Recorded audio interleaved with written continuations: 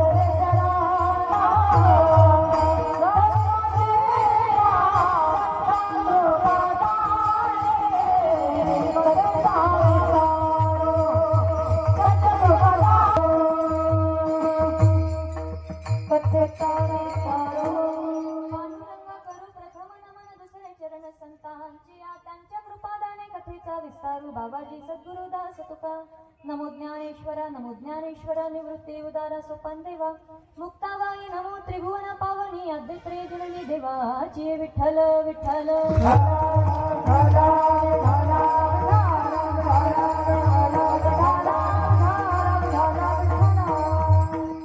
याला तरी यारे लागे अवघे माझ्या मागे मागे आजी देतो पोट भरी पुरे म्हणाल तो वडी हळू हळू चला कोणी कोणाशी ना बोला आजी देतो पोट भरी पुरे म्हणाल तो वरी तुका म्हणे सांडा घाटे तेने नका भरू पोटे आजी देतो पोट भरी पुरे म्हणाल तो वरी विठ्ठल विठ्ठल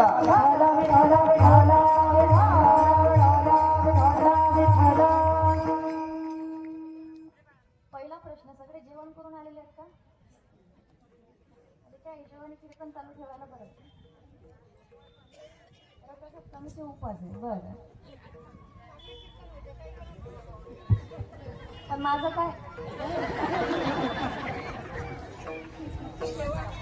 चला आईसाहेब रेणुका मातेच्या तथा पांडुरंग परमेश्वराच्या कृपा आशीर्वादाने सर्व साधू संतांच्या कृपा आशीर्वादाने शुद्ध निश्चल असा मानस संकल्प घेऊन श्री माऊली गुरुदेव सेवा समिती तथा आमच्या भक्तिमती हरिभक्तपरायण रेणुकाताई जाधव यांच्या शुभ संकल्पाने आणि समस्त वारकरी ग्रामस्थ भाविक भक्त मंडळ या सगळ्यांच्या सहकार्याने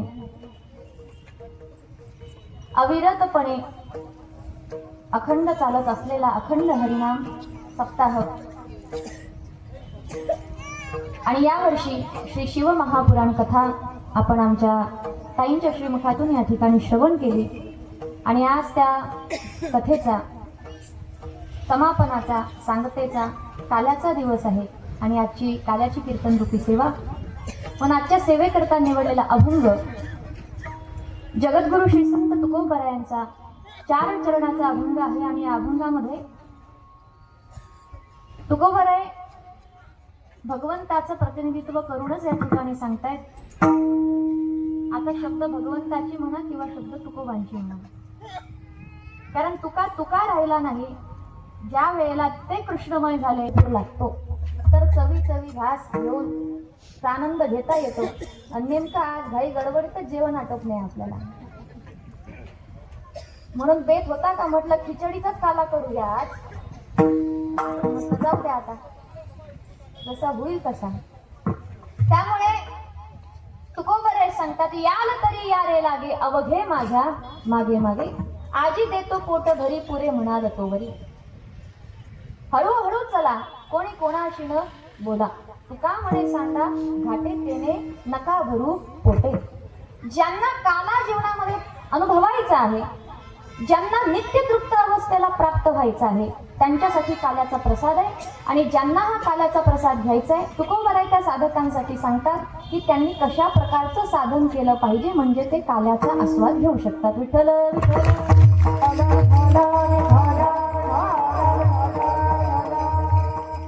काल्याचा प्रसंग आपल्या सगळ्यांना माहिती आहे. काला म्हटला म्हणजे गोपाल कृष्णांनी केलेली जी चरित्र आहेत त्याचं वर्णन काल्याच्या प्रसंगाने केलं पाहिजे. पण वेळेच्या अभावी आपण आता काल्याच्या प्रसंगाकडे बघून अभंगाचं चिंतन करण्याचा प्रयत्न करूया. जगताचं कल्याण व्हावं यासाठी संतांचं अवतरण होतं. अधर्माचा नाश होऊन धर्माचं संस्थापन करावं यासाठी भगवंताचा अवतार होत असतो. आणि आपली कर्म काही केल्या संपतच नाही म्हणून हेलपाटे घेण्यासाठी तुमच्या आमच्या सारख्यांचा जन्म होत असतो. ये कर आणि भोग. सगळ्यांना चांगलं कळालं, आपली स्थिती कळाली आपल्याला म्हणून आपण चांगल्या टाळ्या वाजवल्या की आपण एवढंच करू शकतो. येतो, कष्ट करतो, पुन्हा तेच आहे, पुनरपि जननम पुनरपि मरणम. याच्या व्यतिरिक्त आपलं काही नाही. पण या स्थितीतून ज्याला मुक्त व्हायचं असेल, या येरझाऱ्यातून ज्याला मुक्त व्हायचं असेल, त्याच्यासाठी संतांनी सांगितलेल्या मार्गावरती चालणे आणि अधर्माचा नाश करून धर्माच्या संस्थापनेसाठी आलेल्या भगवंताचं नाव घेणे हे काल्यापर्यंत पोहोचवतं. विठ्ठल विठ्ठल.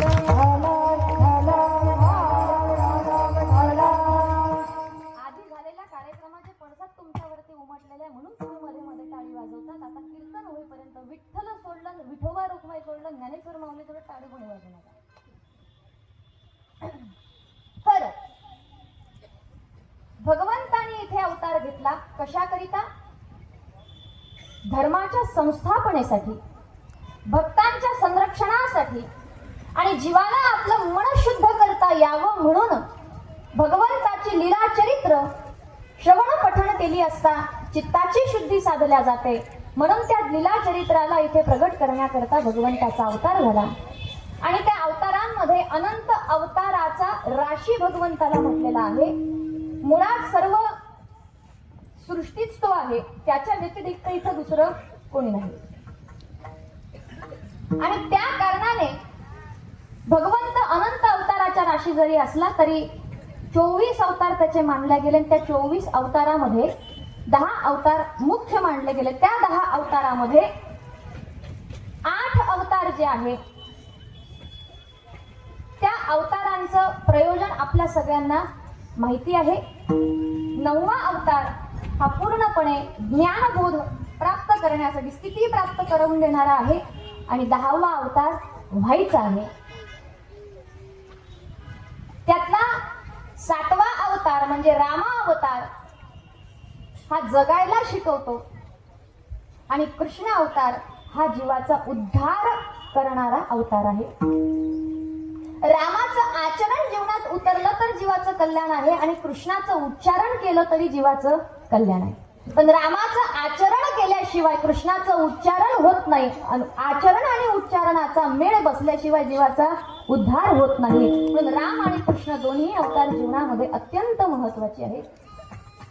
आणि त्याही मध्ये सांगितलं की भगवंताने जी गोकुळामध्ये चरित्र केली ती चरित्र केवळ उच्चारण केल्याने अंतःकरणाची शुद्धी होते. अंतःकरणाची शुद्धी झाल्याशिवाय भगवंताचं तेज अंतःकरणात प्रकाशित होत नाही. आणि भगवंताचं तेज प्रकाशित झाल्याशिवाय त्या तेज प्रकाशाशिवाय आपल्याला बलच मिळत नाही की आपण जीवदशेला सोडून शिवत्वामध्ये लीन होऊ शकू. जीव शिवाचं ऐक्य होणे म्हणजेच काला आहे. म्हणून काल्यापर्यंत पोहोचायचं असेल तर अंतःकरणाची शुद्धी अत्यंत महत्वाची आहे.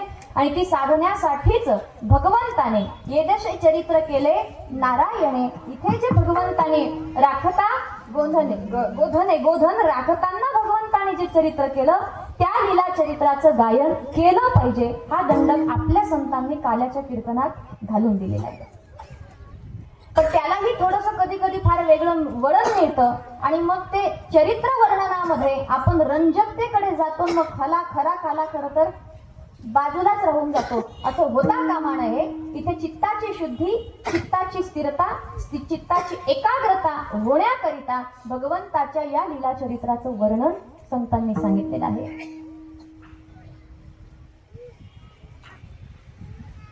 जन तारण करण्यासाठी भगवंत वसुदेव देवकींच्या पोटी त्यांनी अवतार धारण केला. पण तिथून परमात्मा गोकुळामध्ये आले. नंद बाबा आणि यशोदा मैयाच्या घरी परमात्म्याचं लालन पालन झालं. इथे राहत असतानाच भगवंताने चित्तरंजक अशा लीला चरित्राला प्रगट केलेला आहे आणि त्या लीला चरित्राच्या माध्यमातून सर्व भक्तांची चित्त चोरल्या गेली, वेधल्या गेली, ती कृष्ण रूप झाली आणि म्हणूनच भगवंताला चोर म्हटलं गेलं, चित्त चोर म्हटलं गेलं. खरं तर नवनीताची चोरी करणं त्याच्या घरी काय लोण्याची कमी होती का? नाही ना. 9 लाख गायी ज्याच्या घरी त्यांना नंद म्हटलं जातं. तुम्ही लक्षात घ्या, एवढ्या गायी ज्याच्या घरी असतील त्याच्या घरी दूध दही लोण्याची काही कमी नव्हती. आणि म्हातार वयात झालेलं बाळ एकूण तर एक काय म्हटल्यावरती त्याच्या लाडात काही कमी असेल का की त्याने म्हणावं त्याला भेटणार नाही? अजिबात नाही. परंतु भगवंताने पाहिलं मला तर खायला खूप मिळतंय, पण बाकीचे गोकुळातले जे बाळ गोपाळ आहेत त्यांना मात्र तेवढं खायला मिळत नाही का? कारण त्यांच्या मेहनतीचं आणि कष्टाचं सगळं लोणी मथुरेला चाललंय, कंसाकडे चाललं आहे. तुमचं आमचं असंच आहे महाराज, आपण सगळी मेहनत करतो पण मनावरती अहंकाराचं अधिपत्य झालं रे झालं. कंस म्हणजे अहंकार आहे, मथुरा म्हणजे मन आहे. मनामध्ये कोण राहतो? अहंकार रूपी कंस राहतो आणि त्याला सगळा कर आपण भरतो आणि सगळी जमापुजी गमवून बसतो. बरोबर आहे ना? नाहक कितीतरी माणूस खर्च करत राहतो. कशा करता महाराज? अहंकाराच्या पोषणासाठीच ना. अहंकाराच्याच पोषणासाठी आहे. विचार करा तुम्ही सूक्ष्म या सगळ्या गोष्टींचा. आज फक्त तुम्हाला सूत्र सांगेल, घरी जाऊन डोकं तुम्ही खाजवत बसायचं त्याच्यावरती की कुठे कुठे आपलं अहंकारात काय काय वाया चाललंय, आपली शक्ती वाया चालली आहे, आपलं आंतरिक बळ व्यर्थ चाललंय, आपला पैसा व्यर्थ चाललाय. हे सगळं तुम्ही बघा. आणि कशा करता? फक्त अहंकारामध्ये दाखवण्यासाठी. त्यांनी तेवढं केलं तर मी त्याच्यापेक्षा एवढं हे केलं पाहिजे. बरोबर?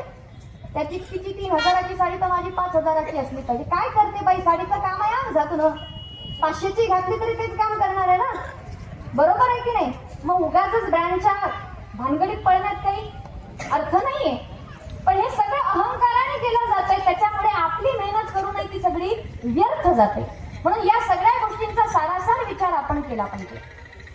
त्यांनी मला मान दिला नाही म्हणून 8 दिवस मी माझं डोकं खराब करत बसायचं. त्यांनी मला राम राम का नाही केला, त्यांनी मला राम राम का नाही केला? तो त्याचा खाऊन पिऊन खुश आहे बिचारा. त्याने राम राम नाही केला म्हणून 8 दिवस मी आतला आत जळतो आहे, माझं रक्त मी आटवतोय. अहंकारच कारण आहे ना याला. अहंकाराला ठेच पोचली म्हणून ना. त्याने मला तसंच का म्हटलं? या सगळ्या याच्यामध्ये आपण आपलं रक्त आटवतो, आपण आपली मानसिक शक्ती सगळ्या गोष्टी आठवत बसतो. पण हेच सगळं बल जर आपण एकवटलं आणि त्या बलाला एकवटून जर भगवंताचं स्मरण केलं तर भगवंताची प्राप्ती झाल्याशिवाय राहणार नाही. ती फार सुलभ होऊन जाईल, हे आपल्याला कळत नाही. आणि म्हणून परमेश्वराने जागवलं गोकुळवासियांना की हे जर असं जात आहे ना, मोठी माणसं तर ऐकत नाही, पण लहान चिंगडे पांगडे तुम्ही तरी ऐका कमीत कमी. नका जाऊ तू तिकडे, आपल्या अधिकारासाठी खा. हे बल घेऊनच तुम्हाला परमार्थ साधता येणार आहे. आत्मबल देण्याचं काम गोपाल कृष्णाने केलं. आणि म्हणून भगवंताने घरचं नवनीत पहिले इतरांना खाऊ घातलं, पण देवाने विचार केला आपलं फुकटचं दिलं म्हणजे लोकांना किंमत राहत नाही. यांच्या घरात काय कमी आहे पण यांना खाता येत नाही. मग देवाने त्यांच्याच घरातलं त्यांना खायला शिकवलं. मग आता तुम्ही परत जर म्हणाल की देव तर धर्म शिकवण्यासाठी आला होता, देवाने चोरी का शिकवली? बरोबर आहे? चोरी का शिकवली? तुम्ही करता की नाही माता भगिनींनो? आता ऑनलाईन पेमेंट आलं त्याच्यामुळे खिशातही काही पैसे सापडत नाही, काढून त्या आपत्तीच्या डब्यात टाकायला. पण ती सेविंग कशासाठी असते तुमची? घरासाठी असते ना. ती अळलं तर बाई सगळे डब्बे झांबलते त्यातलं काढून देते. आता मला सांगा, ही चोरी चांगली का वाईट?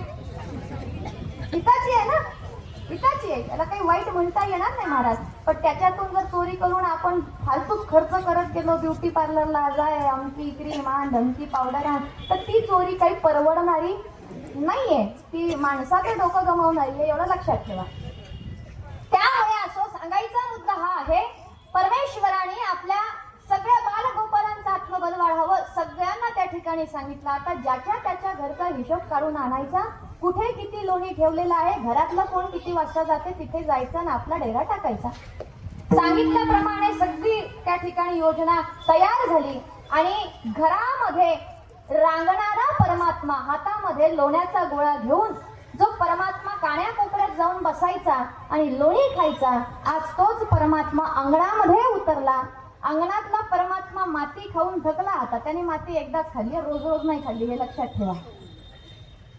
त्याने माती खाल्ली, मातीला अर्थात या भूमीला लागलेला जो शाप होता तो काढून टाकला, ही माती निर्मळ केली. भगवंताने जे स्वीकारलं ते निर्मळ झाल्याशिवाय राहत नाही. मातीचा गौरव, व्रजभूमीचा गौरव परमेश्वराने त्या ठिकाणी वाढवला. म्हणून ही व्रजभूमी मस्तकावरती तिची रज त्या ठिकाणी लावल्या जाते.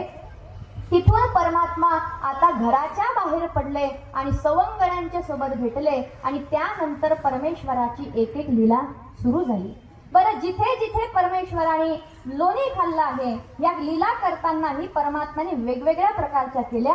कोणाच्या घरी लोणी चोरला आहे, तर कोणाच्या सोबत परमेश्वराने खोडी केली आहे, तर कोणाचे देवानी मडके फोडले आहे.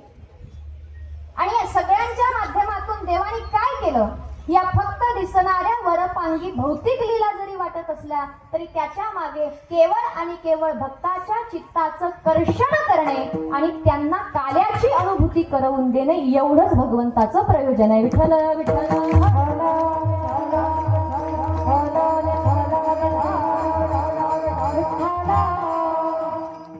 पण परमात्मा त्या ठिकाणी चोरी करायला जायचे. चोरी करायला गेले का तिथलं सगळं नवनीत खावं आणि ते आपल्या सगळ्या सवंगड्यांना वाटावं. पाहती गवळणी तवती पालथी दुधानी, ती उलटी करून ठेवली महाराज.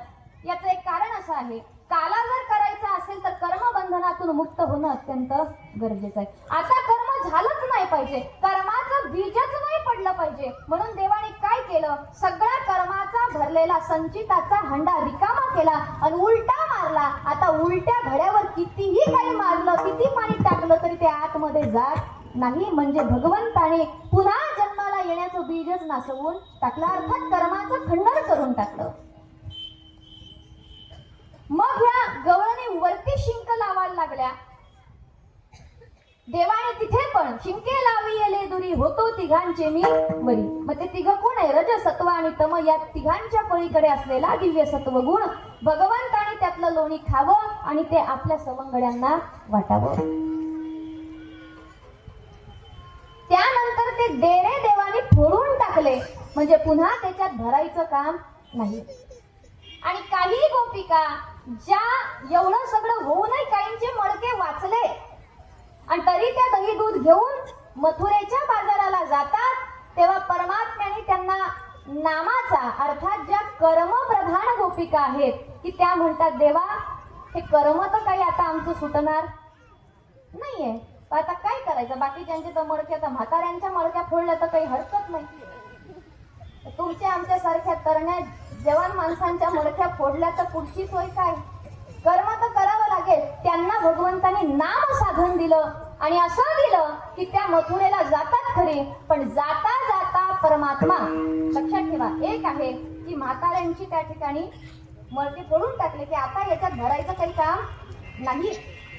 काहींचे मडके उलटे टाकले, अर्थात अजून ज्यांनी गृहस्थाश्रमात प्रवेश केला नाही, देव म्हणतो इथेच सावध व्हा आणि आपले मडके उघडे करा, आता याच्यात संसार भरू नका. पण ज्या मधल्या आहेत ज्या मधल्या आश्रमातल्या आहेत की आता त्या पडल्यात कर्म प्रारब्धाच्या याच्यामध्ये, त्यांचं काय? मग त्यांच्यासाठी देवाने ही लीला लावून दिली.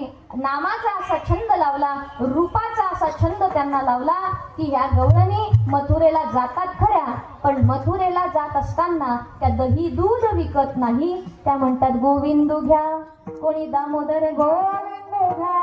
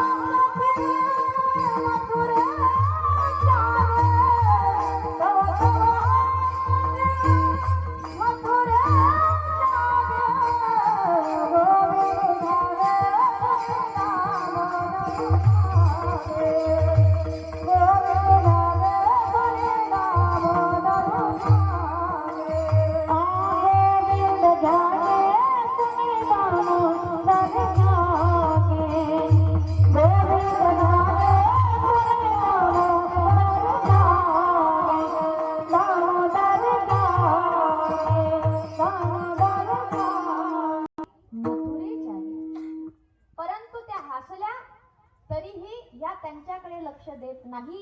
कारण वृत्तीच कृष्णमय झालेली असल्या कारणाने आता त्या काम जरी करत असल्या तरी कामातही त्यांच्या कृष्णच उरला आहे. आसनी शयनी सगळ्या याच्यामध्ये केवळ कृष्ण उरला आहे आणि त्यामुळे त्या जरी मळके घेऊन जात असल्या तरी त्यांना त्याची बाधा लागत नाही. अशा प्रकारे परमेश्वराने गोपिकांच्या चित्ताचं वेधन करून त्यांच्या वृत्ती कृष्णमय केल्या आणि म्हणून ज्यांची इंद्रिय एका ठिकाणी एकवटली आणि त्यामुळे ज्यांच्या वृत्तीच कृष्णमय झाल्या त्यांनाच गोपी म्हटल्या जातं. त्यामुळे गोपी ही आंतरिक अवस्था आहे. गोपी ही बाह्य दाखवण्याची गोष्ट नाही की कानात झुमके घातले, उलट्या पदराची साडी घातली, केस मोकळे सोडले, एखादा गजरा लावला म्हणजे ती गोपी झाली. हे डोक्यातलं काढून टाका. गोपी झाली ना का मग बोटाचं डोळ्याला जातं, डोळ्याचं करून पाहता का एकदा?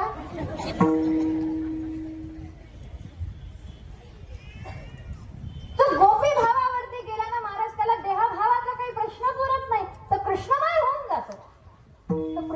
होऊन जातो. त्यामुळे गोपी ही आंतरिक अवस्था आहे.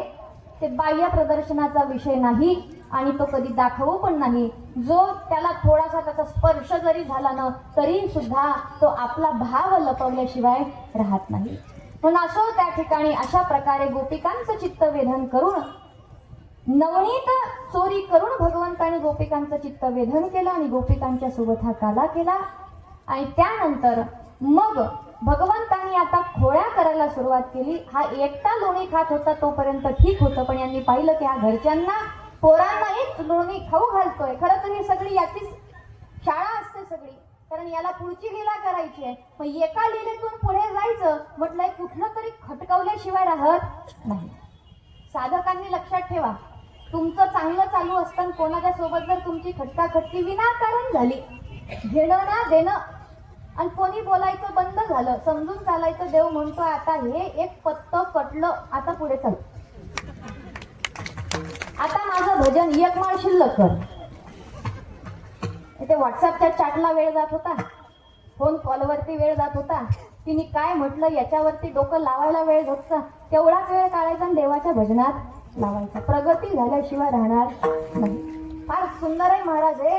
देव ना एक एक सूत्र अशी लावलेली आहेत ना सगळी, ती बंधनं कापत चालत असतो. फक्त आपल्याला समजलं पाहिजे. समजलं तर माणसाला त्रागाच होत नाही कोणाचा. पण एवढं लक्षात ठेवा, आयुष्यातून बाजूला कोण होतंय पण ते बघा बरं का. विक्षेप करणारे बाजूला होत असतील तर देवाचे धन्यवाद द्या. पण देव ज्यांनी आठवून दिला तो जर तुमच्या आयुष्यातून बाजूला जात असेल तर मग मात्र सावध होण्याची गरज आहे. मग चूक त्याची नाही, चूक आपली. मग धरून ठेवा, आपल्या आयुष्यातून गेला नाही पाहिजे. आयुष्यातून साधू बाजूला गेला म्हणजे जीवाचं कल्याण दुसरा कोणीच करू शकत नाही, हे लक्षात असू द्या. आणि आयुष्यातून माईक जन बाजूला गेले का देव कल्याण केल्याशिवाय राहत नाही. विठ्ठल विठ्ठल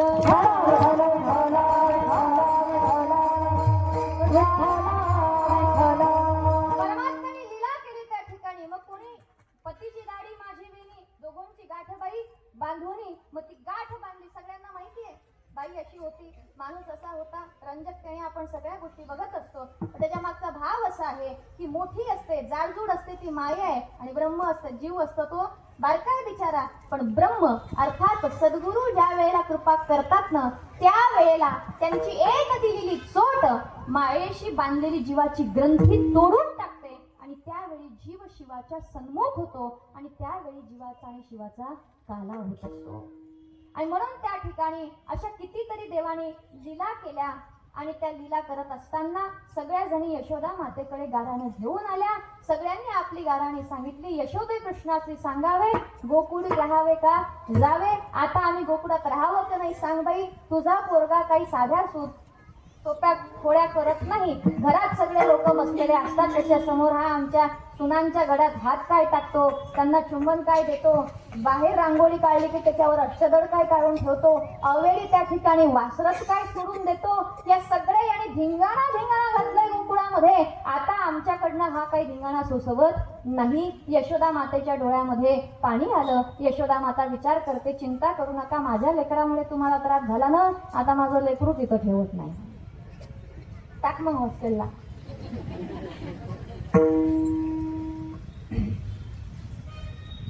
पण तेव्हा ती सिस्टम नव्हती महाराज. आणि आपला बाबा हॉस्टेललाही थांबावा लागत नाही. हा सगळ्यांचा सत्ताधीश आहे, याच्यावर कोणाची सत्ता चालणार आहे. त्यामुळे आई साहेबांनी सांगितलं म्हणे, लाला आता तू दुसरं काहीतरी काम केलं पाहिजे. काय काम करायचं म्हणे. आई एक काम करू का, आपले गाई गोपाळ घेऊन मी वनामध्ये जात जाईल. मी पण कंटाळलो म्हणे, रोजच्या रोज या गाराने घेऊन येतात आणि माझ्या नावाची बदनामी करतात. मी केवढूसा, ह्या केवढ्या मोठ्या, काहीच बघत नाही, सरळ खुशाल येतात आणि माझ्या नावाची बदनामी करतात. आता मला पण सहन होत नाही. आईने म्हटलं, जमलं हो, आपलं कामच झालं. मग लालाला सकाळी उठवलं, स्नान घालवलं, छान मस्तपैकी वस्त्र घालून दिले, शृंगार करून दिला. आता पूर्णच काळा हा तरी आईचा स्वभाव आहे.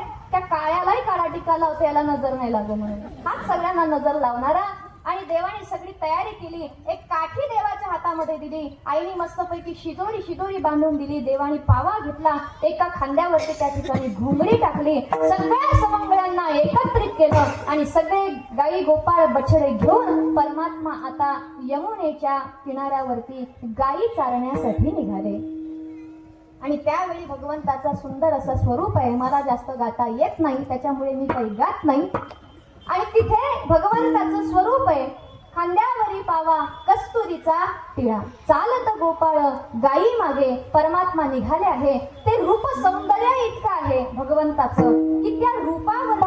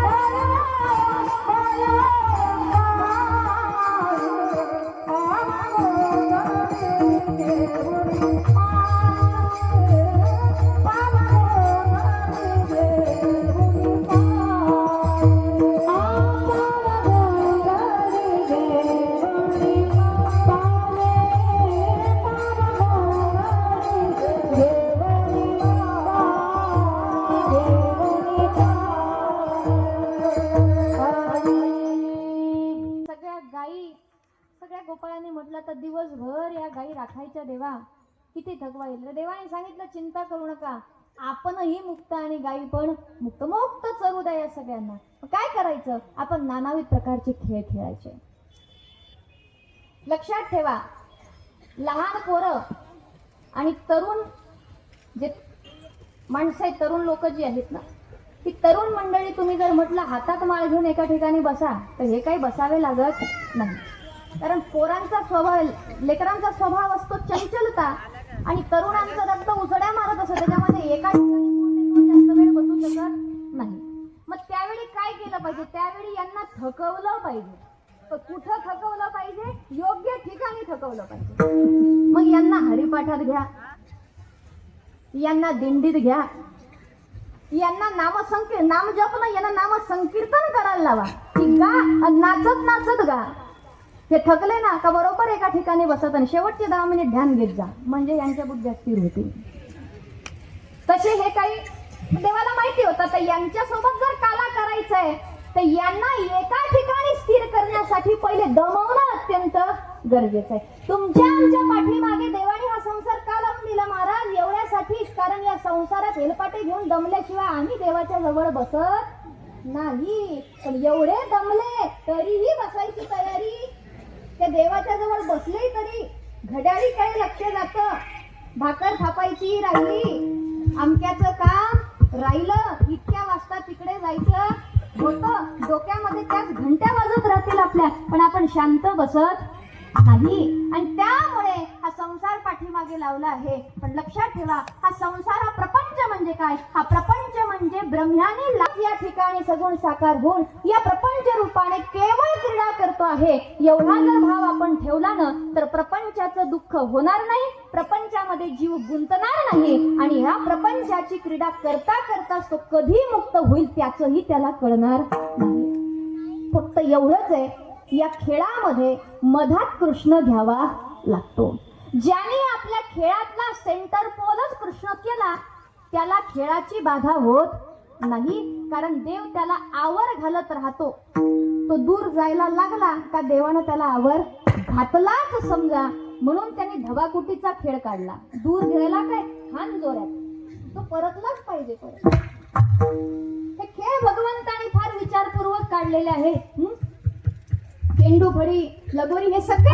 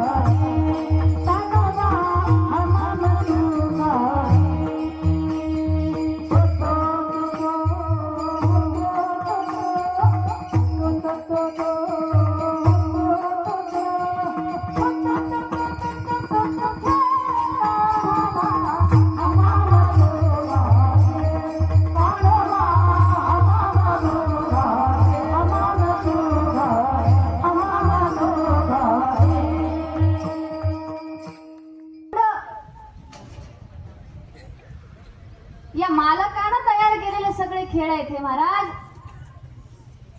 हे तर सगळे काय म्हणावं आता, भामटेच सगळे, इथून चोरून घेऊन गेले सगळे. यांचं काही नाहीये, सगळं प्रोडक्शन आपलंच आहे. आणि म्हणून हे सगळे देवाने निर्माण केलेले खेळ आहेत.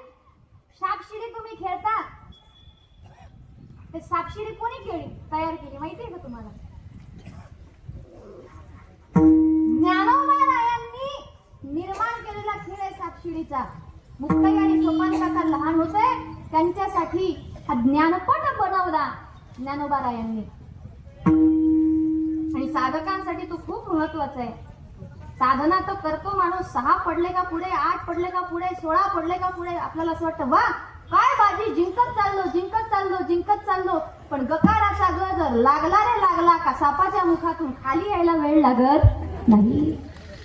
हे फार विचारपूर्वक तयार केलेले खेळ आहेत. हे सगळे खेळ भगवंताने खेळायला लावले आणि हे खेळ खेळता खेळता सगळेजण म्हणतात, देवा खांदी भार पोटी भूक, आता काय खेळा याचे सुख, खेळून आता दमलो देवा, आता मात्र पोटा पाण्याची व्यवस्था केली पाहिजे. 1:05 झाले पाहिजे.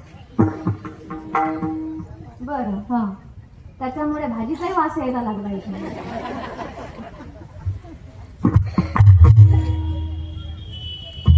वास आल्यावर कोणाचा उपाशी राहिला. तसं ते म्हणतात, खांदी भार पोटी भूक, काय खेळा याचे सुख, म्हणून तेव्हा सांगितलं, चला वळवू गाई, बैसू जेवू एके ठाई. की आता गाई म्हणजे काही सगळी इंद्रिय आता वळवली पाहिजे. बहिर्मुख असलेली सगळी इंद्रिय अंतर्मुख केली पाहिजे. आणि त्यावेळेला जेव्हा इंद्रिय एका ठिकाणी आणल्या जातात, इंद्रियांच्या वृत्ती एका ठिकाणी आणल्या जातात, त्यावेळेला स्थिरता प्राप्त होते. आणि त्या स्थिरतेमध्ये बसलं ना का आत्मतत्वाचं दर्शन होतं. अर्थात ज्याच्याशी काला साधायचा तो कोणी बाहेर नाही आहे, तो आतमध्ये आहे, की त्याची प्रचिती येणं म्हणजेच काला आहे. पण देवाने सांगितलं की सगळी इंद्रिय वळवणं एवढं सोपं नाहीये. चला वळवू गाई, बैसू जेवू एके ठाई एवढं सोपं नाहीये. हा प्रवास वाटतो तेवढा एका चरणापुरता नाही बरं का.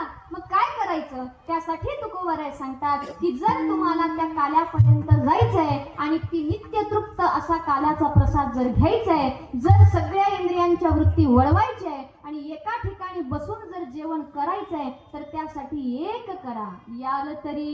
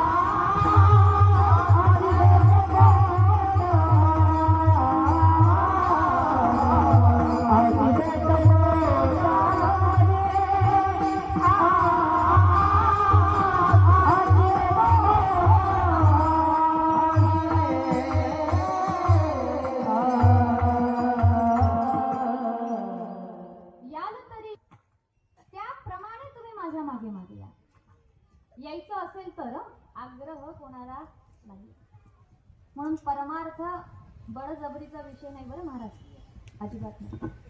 फार आपल्याला असं वाटतं काही आपल्याला असं वाटतं आपल्या घरातले काही इथे परमार्थाला लागले नाही. लोक काय म्हणतील की ताई तुम्ही एवढं सांगता आणि तुमच्या घरातलीच लोक काहीच करत नाही. लक्षात ठेवा, ते या जन्मात घरात आले, ते मागच्या जन्मात होतेच असं नाहीये. ते केवळ इथे ऋणानुबंध कर्मामुळे जुळलेले आहेत, बाकी दुसरं काही नाही. त्याच्यामुळे काही डोक्यात असं घालून ठेवायचं नाही.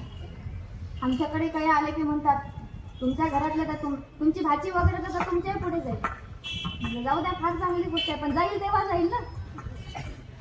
कोण शिकवत बसणार आहे? कोणाला शिकवत बसणार आहे? काय शिकवून होणार आहे का महाराज? नाही ना, हे शिकवून होणारं नाहीये. पण एवढं निश्चित आहे, ज्या वेळेला साधक प्रामाणिकपणे स्वउद्धाराचा प्रयत्न करत राहतो, तळमळीने स्वउद्धाराच्या मार्गावरती चालतो, तेव्हा त्याला कोणाला सांगायची गरज नाही. त्याच्याकडे पाहून बाकीच्यांचा मार्ग आपोआप प्रशस्त होत असतो. असं जीवन आपण आपलं घडवलं पाहिजे. त्यामुळे सुधार होईल का, परिवर्तन होईल का, हा घेणाऱ्याचा आणि सुधार करणाऱ्याचा विषय आहे, हा सांगणाऱ्याचा विषय नाही. आपलं काम आहे योग्य जेवण तयार करणे आणि ताट व्यवस्थितरित्या वाढून ठेवणे आणि आमंत्रण देणे. ताट वाढलेलं आहे, जेवायला येऊ शकता. आला, बसला, खाल्ला तर ठीक आहे, नाही तर चिंता करायची नाही. पण ज्याच्या नशिबात ते आहे त्याला गेल्याशिवाय राहत नाही. जो सजग झाला स्वतःविषयी त्याला साधूचा प्रसाद गेल्याशिवाय राहत नाही. लक्षात असू द्या महाराज. म्हणून सगळे ग्रंथ आहेत एवढी संतांनी लिहून ठेवलेली, सगळे जण वाचतात असं नाही, पण ज्या दिवशी ज्याला त्याची भूक लागते त्याच्यापर्यंत तो ग्रंथ पोचतो. यापेक्षा तो त्या ग्रंथापर्यंत पोचल्याशिवाय राहत नाही, हे निश्चितपणे आहे.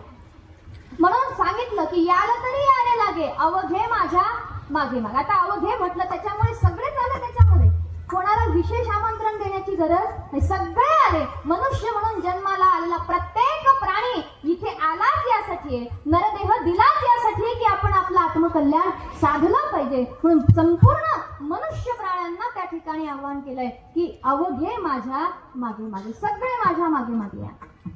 मग त्यातलाही पुन्हा संत म्हणतात माझे घडी कोण कोण, निवडा भिन्न यातून. जो वीर असेल ना महाराज, तोच परमार्थाच्या मार्गावरती चालतो. लक्षात ठेवा, खऱ्या परमार्थाच्या मार्गावरती चालणं एवढं सोपं नाहीये, पण समर्पण केलं तर त्यापेक्षा सोपं ही काही नाहीये.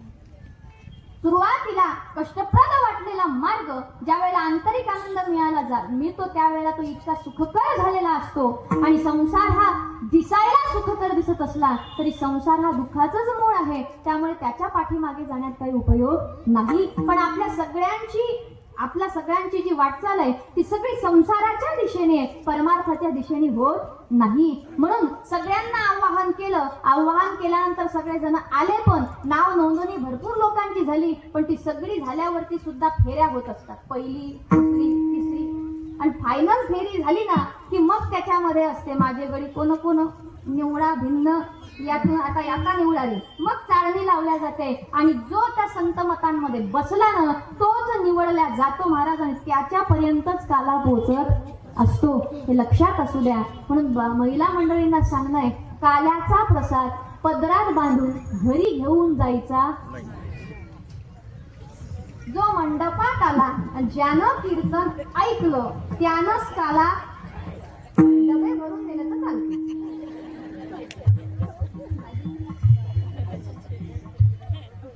पण काल्याचे नाही. काला कोणासाठी आहे? लोक म्हणतात काय ते तुमचे पोहेच काय त्याच्यात, साखरच काय त्याच्यात, तेवढं काय घरी खाऊ शकत नाही, करा बरं चव लागते का तशी? नाही लागत महाराज. हा काला आहे, हा इथल्यासाठीच आहे. जो आला ज्याने ऐकलं त्याच्यासाठी हा काला आहे. आणि घरी खापर तर अजिबात घेऊन जायचं नाही. तर काही बांधलेलं नाही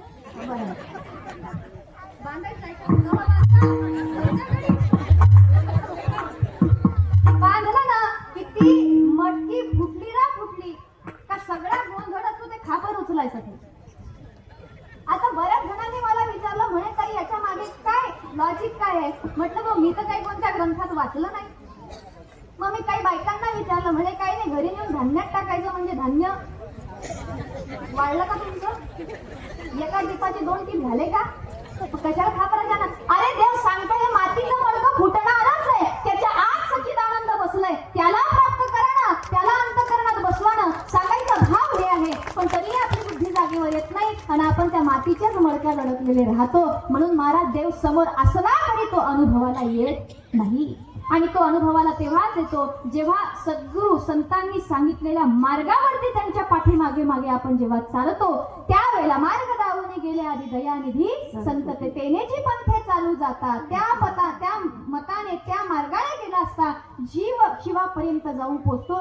जीव ब्रह्मतत्वाचा ब्रह्मपदाचा अधिकारी होतो. म्हणून सांगितलं याल तरी याले लागे अवघे माझ्या मागे मागे. आणि मग तो देवाच्या मागे चालत गेला. मग चालायचंय पण येताना कसं यायचंय तर मग पायी हळूहळू चला, कोणी कोणाशी न बोला, हळूहळू चालायचंय, हळूहळू चालायचंय, घाई करायची नाही. जप जप पावलं टाकून उपयोग नाही. आणि चालताना बोलायचंही नाही, कारण काय होतं दम लागतो. दम लागला आणि एखाद्याचं फुटलं हे तर काय करायचं?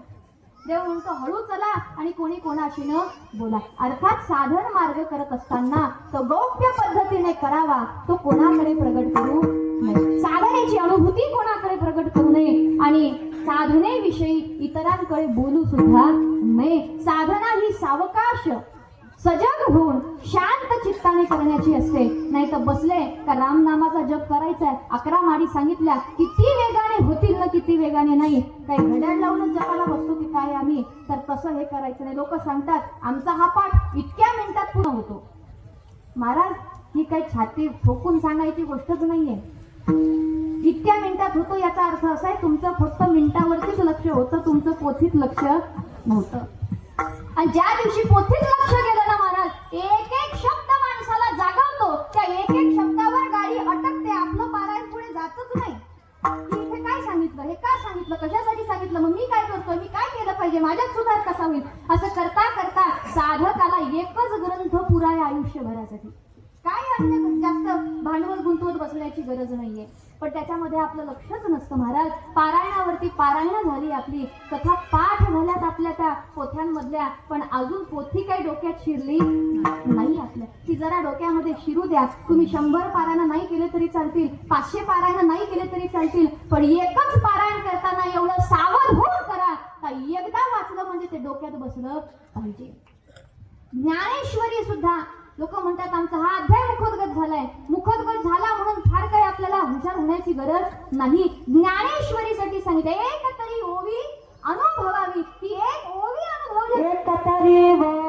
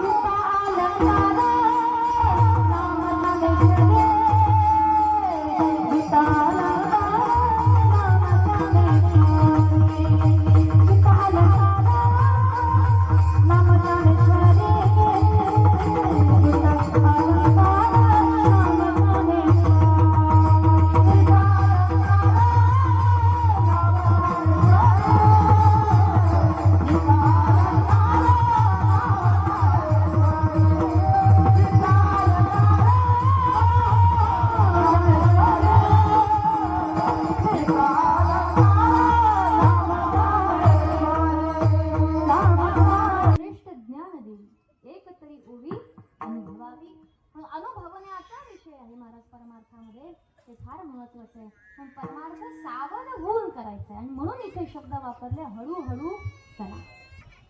विषय निघाला आहे म्हणून माऊलींच्या समाधीला 750 वर्षांचा काळ होऊन गेला आणि तेच उपलक्ष साधून या ठिकाणी काहींनी मानससंकल्प केला की ज्ञानेश्वरी ग्रंथ वाटायचा आणि मला वाटतं ते प्रत्येक कीर्तनामध्ये वाटप त्याचं सुरू आहे. खरं तर ज्ञानेश्वरीसारखा ग्रंथ नाही महाराज, कारण सगळ्यांचा सार माऊलीने त्याच्यामध्ये ठेवला आहे. साधकांसाठी ती संजीवनी आहे. त्याला खरी साधना करायची आहे. त्या साधकाच्या जीवनातला एकही असा प्रश्न नाही की ज्याचं उत्तर ज्ञानेश्वरीत सापडणार नाही. आणि म्हणून या ठिकाणी हळूहळू चला, कोणी कोणाशी न बोला, कोणी कोणाशी बोलायचं, सावध होऊन अंतर्मुखी होऊन भगवंताचं भजन करायचंय. संतांनी सांगितलेल्या, भगवंतांनी सांगितलेल्या मार्गावरती चालायचं आहे. का सांगतायत तुकोबराय म्हणतात, अरे हे सगळे इथे काय आहे, हे सगळे घाटे आणि हे घाटे आपण टाळले पाहिजे. म्हणून अंतर्मुखी होऊन भगवंताचं भजन केलं तरच खरा लाभाचा व्यापार होणार आहे. 2 मिनिट सगळ्यांनी भगवंताचं भजन करायचंय. विठोबा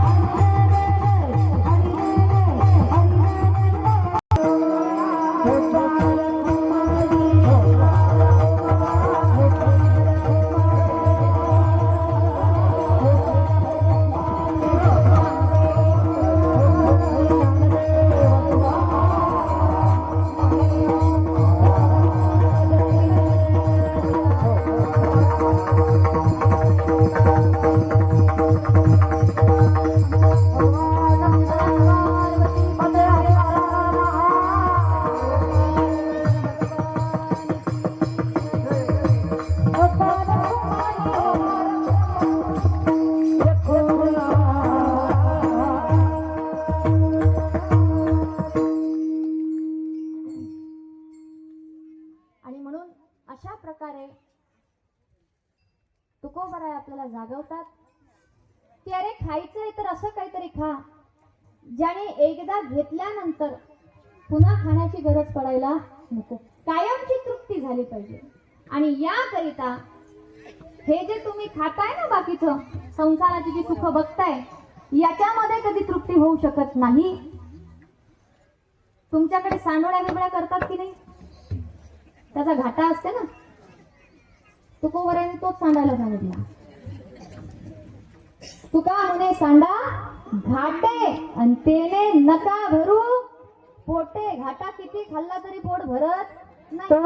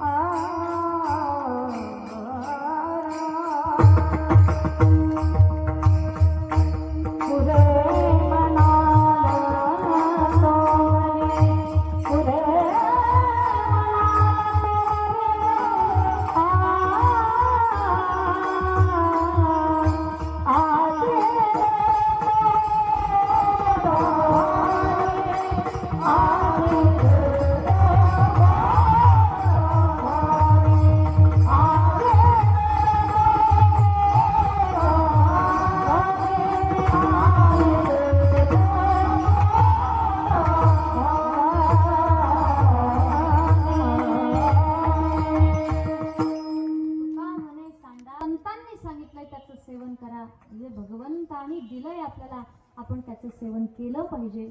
आणि म्हणून तुकोबाराय म्हणतात, ज्यांनी हे घाटे सांडले त्यांचंच पोट मी आज भरणार आहे. आजी देतो पोट भरी पुरे म्हणाल तोवरी. म्हणून देवाने सगळ्यांना मग एका ठिकाणी बसवलं. सगळी पंगत बसली, पंगत काही लाईनीने नाही बसली महाराज, सगळे गोलाकार बसवले. आणि मग भगवंताने सगळ्या काला सगळ्यांच्या शिदोऱ्या घेतल्या, त्या सर्व शिदोऱ्या एकत्र केल्या. कारण भेद आहे तोपर्यंत काला होत नाही, भेद मावळला पाहिजे. भगवंताने हा सगळा भेद घालवला, सगळ्या शिदोऱ्या एकत्र केल्या. काला होता होताही देव काही ना काही थोडी केल्याशिवाय राहत नाही. त्या अहम ब्रह्मास्मी पर्यंत पोहोचतो माणूस, पण तिथं गेल्यावर हा एक दणका हाणतो त्या अहम ब्रह्मास्मीतल्या अहमचा. त्या दणक्यात जर गेला खाली का गेला खाली, म्हणून तिथे पोहोचल्यावरही माणसाने काही फार मोठं असं म्हणू नये का मग मी गेलो सिद्ध अवस्थेला. नाही बाबांनो, नाही. पण देवाने इथे भांडण काढलं, माझी आहे पैसेची पाहिजे, नाही तर घराकडे जाय. आता इथपर्यंत आल्यावरती म्हणतोय की आता घराकडे जाय, माझ्यासारखी असेल तर ठीक. सगळ्यांनी पाठा फिरवल्या,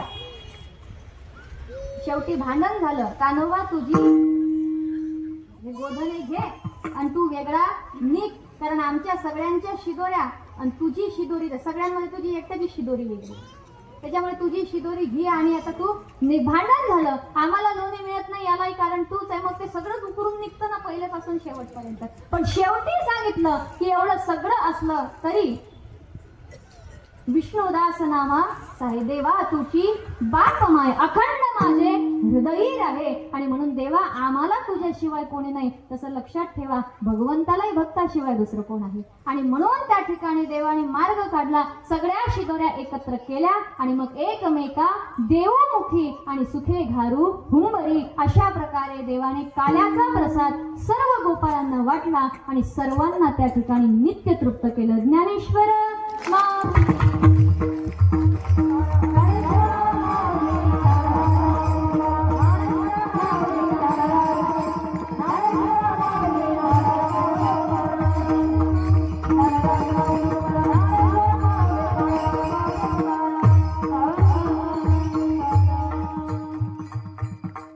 या ठिकाणी आज आपल्या या काल्याच्या प्रसंगी हे झालं.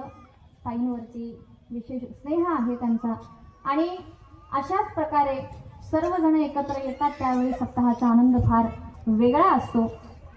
या सर्व महिला मंडळी अथक प्रयत्नांनी हा कार्यक्रम आज 14वं वर्ष आहे, तिथे अविरत या ठिकाणी चाललाय. अखंड या सप्ताहामध्ये खंड पडलेला नाही. आणि अशाच प्रकारे अखंड ही सेवा पुढेही या सगळ्यांच्या हातून घडत राहो आणि तुम्हा सगळ्यांचं सहकार्य या उत्सवाला याही पेक्षा जास्तीत जास्त प्रमाणामध्ये मिळत राहो ही भगवत चरणी प्रार्थना करते. आणि झालेली आपली काल्याची सेवा जी आहे ती भगवंताच्या चरणी समर्पित करून आजच्या काल्याच्या सेवेला इथे विराम देऊया. पुढील नियोजन ताईच्या सांगण्याप्रमाणे या ठिकाणी होईल. काय